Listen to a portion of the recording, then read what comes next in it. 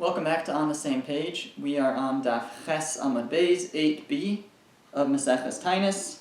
We're towards the bottom of the page, 6 lines from the bottom by the 2 dots. So the Gemara first gives a siman, a memory tool for remembering what the following Gemaras are. It has a number of words: kibbutz, gaisos, tzedakah, parnes, different words that will introduce the topics of the next Gemaras. Then the Gemara says, Amar Rabbi Yochanan. Rabbi Yochanan said, Gadol Yom HaGeshamim Kiyom Kibbutz Galios. A day of rain is as great as the day of the ingathering of the exile. Shenemar, as the pasuk says, the verse says in Tehillim, a verse that we're familiar with, it says, Shuva Hashem es sheviseinu ka'afikim ba'negev. Hashem should bring in should return our return, should bring us back, ka'afikim ba'negev, like the streams in the Negev, in the desert. So the return, the kibbutz galios, the ingathering of the exiles, is compared to afikim ba'negev, these streams in the desert. What are these streams in the desert? Being afikim ela matar. And that refers to, matar refers to rain, shenemar, as the verse says, Vayirau afike yam. It says in Shmuel that they appeared, or they saw afike yam, and this refers to also some sort of streams. Rashi says water producing motze yam, and so the idea of afike is associated with water coming out. And so, therefore, the exiles are being compared to streams of water, the rain that will come down in the desert, and the pasuk equates it, the verse equates these two ideas. Says Rabbi Yochanan that the ingathering of the exile or a day of rain is as great as the day of the kibbutz galios, as the redemption, the ingathering of the exile. The Amar Rabbi Yochanan, and Rabbi Yochanan said further, Gadol Yom HaGeshamim Shafilu Gaisos Poskos Bo. So great is a day of rain that even armies stop on that day. Shenemar, because as the verse states, Tilameha Rave, it says the furrows will be satiated with water from rain. Niches Gidudeha. And literally, this can refer to, the simple reading of the pasuk is like, it's good, it's nachas, it's good for gedudeh, for the things growing there, but gedudim are also soldiers, and nachas is like resting, so the soldiers come to a rest. When there's rain, so it stops the soldiers, the war, battle, all comes to a halt. That is another effect of rain, it can stop fighting. The Amar Rabbi Yochanan, and Rabbi Yochanan also said, Ein hageshamim ne'etzarin ela bishvil poskei tzedakah berabim ve'ein nosnin. The rain is stopped as a result of, because of those who promise to give tzedakah, to give charity in public. They make great pledges so everyone can hear, but then they don't actually give. Shenemar, because the pasuk says, Nesiyim v'ruach v'geshem ayim. There's clouds and there's wind, but there's no rain. Ish mishalel b'mata sheker. A man raises himself up with false gifts. And so the pasuk means that when a person raises themselves with false gifts, meaning they pledge to give, but then they don't give, so they just raise themselves up, they make themselves look good, so then Hashem does midah k'neged midah, God goes measure for measure, and he makes it look like he's going to give a gift. There's clouds and there's wind and it looks like it's going to rain. The geshem ayin, but there's no actual rain. The Amar Rabbi Yochanan said, Mai dechsiv aser ta'aser. What does the verse mean when it says, aser ta'aser, you shall tithe, you shall surely tithe and tithe, but uses a double language of taking meiser, of separating out your tithe. So the Gemara says what it means is, Rabbi Yochanan said, aser bishvil shetit asher. It means, the second language we're going to darshan, we're going to learn out, aser, give meiser, Te'aser we're reading as titasher, you'll become wealthy. Give meiser in order that you will become rich. As a result of giving charity, a person will become rich. Ashkechei Rabbi Yochanan le'enuka d'Reish Lakish. One day, Rabbi Yochanan came, he found Reish Lakish's son. Now, Reish Lakish was already dead, as we'll see in the story, and Reish Lakish was actually married to Rabbi Yochanan's sister. So this was Rabbi Yochanan's nephew, and it was after Reish Lakish's death. Amar le, so Rabbi Yochanan said to the boy, Emali psukecha, tell me the pasuk, the verse that you learned today. Amar le, aser ta'aser. He said, I learned this verse, aser ta'aser, you shall separate out your meiser. Amar le, umay aser ta'aser. Then the boy said to Rabbi Yochanan, what does it actually mean? What, or maybe the question, why does it have this double language? What is it teaching me? Amar le, so Rabbi Yochanan said to him, aser bishvil shetitasher. Give meiser in order that you become wealthy. Amar le minalach. So the boy said to Rabbi Yochanan, how do you know? How do you know that indeed, as a result of giving meiser, a person will become rich? So Amar le zil nasi. Rabbi Yochanan said, go test it. Test it out. Amar le, so the boy said, Umisharu l'nesuye l'kadosh baruch hu. Is one allowed to test God? Can I give meiser and say, God, here, I'm giving the meiser. Now, let's see if you do your part. Is one allowed to test God? Vaksiv. But the pasuk says, Lo tinasu es Hashem. You may not test Hashem. So Amar le, so Rabbi Yochanan said, Hachi Amar Rabbi Hoshaya, chutz mizu. It's true, it says you can't test Hashem except for this one thing. How do I know? Shenemar, because the pasuk says in Malachi, it says, Havu es kol ha'maser al beis ha'otzar. It says, bring all of the meiser, all of the tithes to the beis ha'otzar, the storehouse, the treasure house. V'teref bevesi, and there will be food in my home. Uv'chanuni na bezos amar Hashem tzivakos. And says Hashem, test me with this. Bring your meiser and test me with this. Im lo eftach lachem es aribos hashamayim. If I do not open up the windows of the heaven, varikosi lachem bracha ad belidai. And I will pour out blessing until it's more than sufficient. So you see, it says explicitly in this verse, B'chanuni na bezos, test me on this. So said Rabbi Hoshaya that there's one exception to the rule that you can't test. Because here we see explicitly Hashem says, bring your meiser and test me with this. If I don't open up the heavens and bring you blessing. Now, what does it mean at the end? It says, ad bili dai. I will pour out blessing ad bili dai until there's nothing enough. Or it's a bit of an interesting language. So it says, my ad bili dai. What does this mean, ad bili dai? Amarami bar Chama, Amarav, they say in the name of Rav, ad sheyibalu sifsosechem milomar dai. What it means is that you'll have so much blessing and believe, the word darshaning believe, which means without. We're darshaning to mean, we're learning out to mean yivalu. Your lips will become like roughened up. They'll become shriveled from saying, your lips will become shriveled from saying die, from saying enough so many times, so much blessing that your lips will become shriveled from saying, God, I've had enough. Thank you. So that's the tremendous blessing that's promised to a person who gives meiser. So Amar Leis, the boy said to Rabbi Yochanan, Ihavas mati hasan lai psuka, labis tarichna lachu lahoshaya rabcha.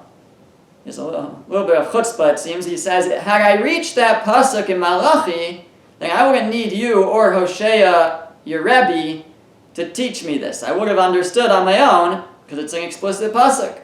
It happens to me, I haven't reached that part of Tanakh in my studies. But had I reached that pasuk, then I would have understood that this is an exception, that you're allowed to test Hashem when it comes to giving meiser, because here is an explicit pasuk. Another time, Rabbi Yochanan found this song of Reish Lakish singing and saying the following verse. This verse is in Mishlei. It says, Iveles Adam tisalef darko, the foolishness of man, he strays from the path. Ve'al Hashem yizaf libo, or his path becomes crooked, and Ve'al Hashem yizaf libo, and his heart gets angry at Hashem. Meaning, a person strays, and then they're punished, and then they say, God, why are you doing this to me? They turn to Hashem and blame it on God. That's what the pasuk means in Mishlei. So Yasir Rabbi Yochanan mekamatame. Rabbi Yochanan saying, he wondered. Amar, he said, Mi'ika midi diksivi biksuvi deluramizi baraisa. Could it be that there's something that's written in Ksuvim in Mishlei, in the writings, but it's not found in the Torah, in the 5 books of the Chumash? Everything that is found in Tanakh, in Nach, in Nevi'im and Ksuvim is hinted to somewhere in the Torah. But Rabbi Yochanan didn't have a source for this. Could it be that there's no source for this idea?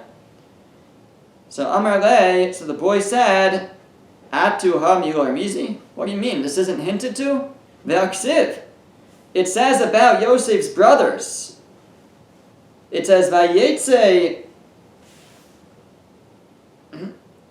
Libam. So this is after Yosef hides the cup in Binyamin's sack and sends them back, and then he sends out his messengers, and they bust Binyamin with the cup. So,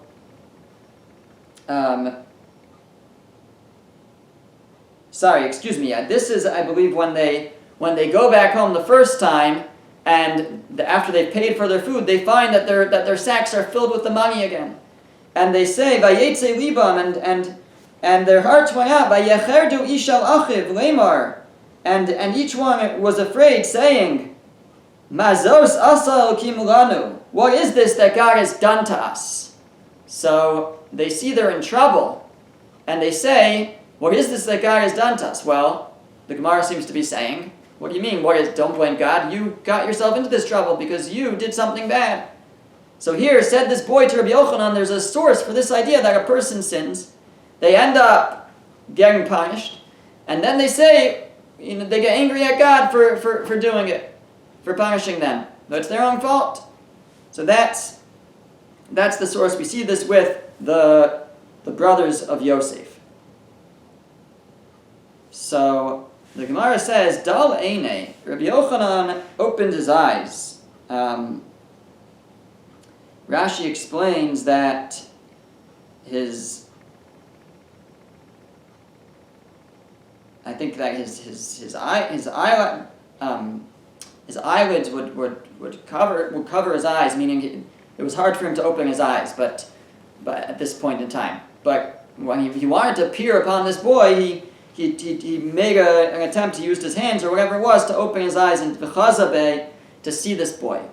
Asya ime afikte. The boy's mother, Rabbi Yochanan's sister, came and she pulled him away out of sight of Rabbi Yochanan. Amrale, she said to her son, Ta mikame, leave him, don't stand in front of him, don't let him see you. It's like he doesn't do to you what he did to your father, Reish Lakish. Because the way that Reish Lakish died was that Rabbi Yochanan, who learned with Reish Lakish, they were chavrusas, and one time they got into a very heated discussion, and Rabbi Yochanan basically looked at Reish Lakish the wrong way, and he ended up dying. So she said, so the Reish Lakish's wife, Rabbi Yochanan's sister, the mother of this boy, said, don't let him look at you so that the same thing doesn't happen to you. The Gemara continues, Amar Rabbi Yochanan, Matar bishvil yachid, Parnasa bishvil rabin. Rain can come for one person. Meaning, even if there's only one person who needs some rain, let's say he planted too late, or he lives among people who aren't deserving of rain, but he is, so rain can come just for him. However, Parnasa bishvil rabin, Parnasa, sustenance, but meaning like extra sustenance, will only come for a rabbin, for a number of people, a community. Matar bishvil yachid. Where do we see that rain falls even for one person? Dichsiv, because the pasuk says, as we read before, Yiftach Hashem lecha es otzaro hatov. Hashem will open up His.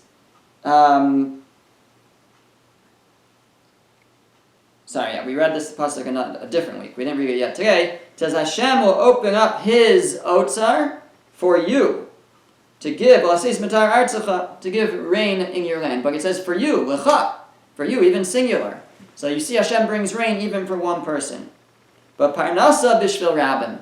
But parnasa, this extra sustenance, extra blessing, that He only gives for a rabbin, for a multitude. Tichsiv, because the pasuk says, Hinei mamtir lachem lechem. Behold, I will bring you lechem, I'll bring you bread, I'll bring you sustenance, but there it's lachem, there it's plural. So we see that when it comes to providing great sustenance, that's only for more than one person, and not for just one person.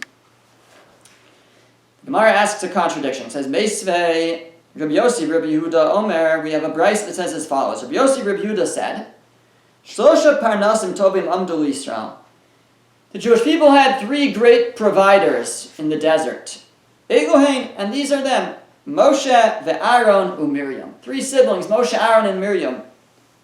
V'gimel matanas tovos nitnu al yadam. And there were three great presents, gifts, given as a result of them, in merit of them.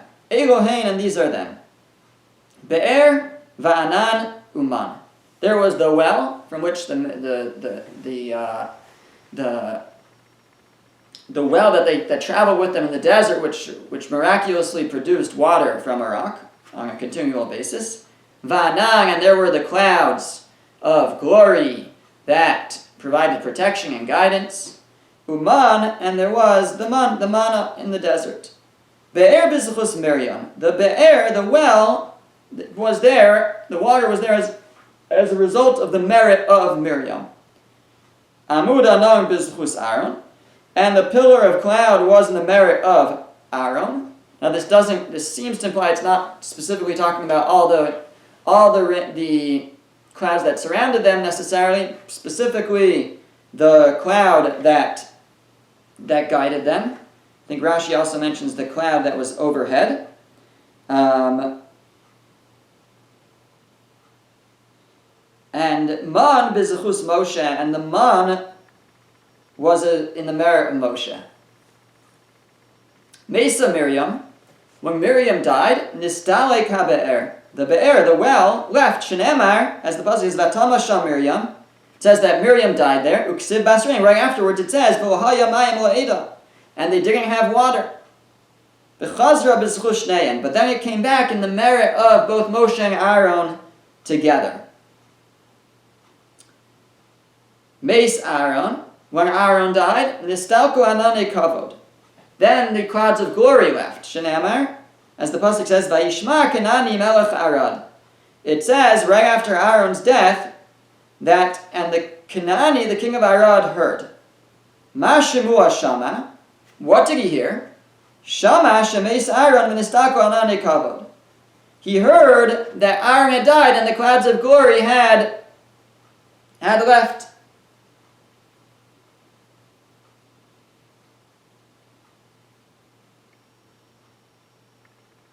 V'kasavar, and he thought, Nitna lo rishus lilachem b'Yisrael. He thought that, it is referring to the clouds of glory. In this context, actually, I believe refers to all the miraculous clouds that surrounded them in the desert. So, and at this point, when Aaron died, those clouds were gone. The protection that the Jewish people had from the clouds of glory were now gone. So this king thought, this Canaanite king, Amaleki king, whoever he was exactly, he thought that there was now permission to attack the Jewish people because their protection had been taken away. V'hainu d'chsiv, and that's what the pasuk means. It says, Vayiru kol ha'eda ki gava Aaron.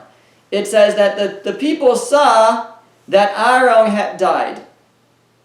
Amar Rabbi Abo said, Al tikri vayiru ela vayiru. Don't read it as vayiru and they saw. seems because they didn't actually see Aaron dead. He died up on the mountain. They didn't see that he had died. So rather read it as Vayiru, as in they feared. They were afraid because Aaron died. Kedidarish Reish Lakish, as Reish Lakish explained, Amar Reish Lakish, ki, the word ki is mishamesh be'arba lashonos. Can have 4 different meanings.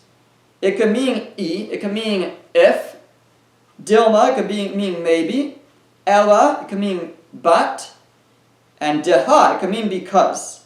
And in this context, it's meaning because. And the verse reads, again, the simple reading of the pasuk is Vayiru kol ha'eda ki gava Aaron, and all the people saw that Aaron had died. But the word, first of all, as I mentioned, they didn't see. Also, the word ki doesn't fit in so well over here with any of the meanings. It doesn't mean, here, the way we're translating it means that. That's not really one of the main translations of the word ki. So, although, again, in certain contexts it could, but that's not listed here. So rather, the word ki is to be read because, and vayiru can also mean and they were afraid. And what's to be read is, and they were afraid because Aaron had died. Why were they afraid because Aaron had died? Because their protection went away. The clouds of glory went away. But chazru shneim b'zechus Moshe. But now, they both came back, meaning the well, which had been because of Moshe and Aaron, but now Aaron was dead, so it went away again. And the clouds also went away, but now they came back in the merit of Moshe. But Meis Moshe nistalku kulan. When Moshe died, all of them went away. Shenemar, as the pasuk says, va'akrid es shloshes haroim b'yarach echad. It says in Zechariah, it says, and I will take the 3 shepherds in 1 month. Seemingly referring to Moshe, Aaron, and Miriam. Ask the Gemara, v'chi b'yarach echad mesu, did they all die in the same month? V'halo Miriam mesu b'Nisan, Miriam died in Nisan. V'Aaron b'Av, Aaron died in Av. Moshe b'Adar, Moshe died in Adar. So what does it mean that he's going to take all 3 in the same month? Ela melamed, it's to teach you, shnisbatlu gimel matanos tovos shenitnu al yadan. It's to teach you that the 3 gifts, the 3 presents, these 3 things, the well, the Anani Akava, the clouds of glory, and the man, all of those were taken away in the same month. They all were taken away in the same month when Moshe died. Okay, now why are we talking about this? All this seems to be a digression. Now this was all to bring out the question on Rabbi Yochanan. Rabbi Yochanan had said that parnasa, sustenance, only comes because of a rabbin, of a multitude. Ask the Gemara, Alma, we see Ashkefan Parnasa Bishvil Yachid. We see that Parnasa comes for one person. Sustenance comes for one person. This was all in the merit of one person. In Moshe Rabbeinu, there was sustenance that was provided to the people. So you see, sustenance could come for one person. So the Gemara answers, no. Shani Moshe. Moshe was different. Kivan de la Rabbim hu bayi ki Rabbim dami. Since he was asking for it on behalf of a rabbin, on behalf of the people, so he's considered like a multitude. So he was representing more than one person. It's true, he's only one person who was in his merit, but really it was on behalf of many people. There's another version of the Gemara, different girsa, that says that it was Moshe was olam zechusa. Moshe had great merit. So you can't compare Moshe to other people. Generally, the rain does not come for the merit of one person. But Moshe Rabbeinu is Moshe Rabbeinu. He had great merit, so therefore he's like a rabbin, he's like a multitude. But regular people, sustenance wouldn't come just because of the merit of one person. Rav Huna bar Manoach v'Rav Shmuel bar Idi v'Rav Chia mivastanya havu shchichi kamei de Rava. These 3 rabbis, Rav Huna bar Manoach, Rav Shmuel bar Idi, and Rav Chia, and from Vastaina, they would all learn from Rava. He was the Rebbe. Kinach nafshe de Rava, but when Rava died, aslu kamei de Rav Papa. They came to learn by Rav Papa. Kol emas tava amar lehu shmaitza, But whenever a papa would say over a halacha, or a sugya, a topic,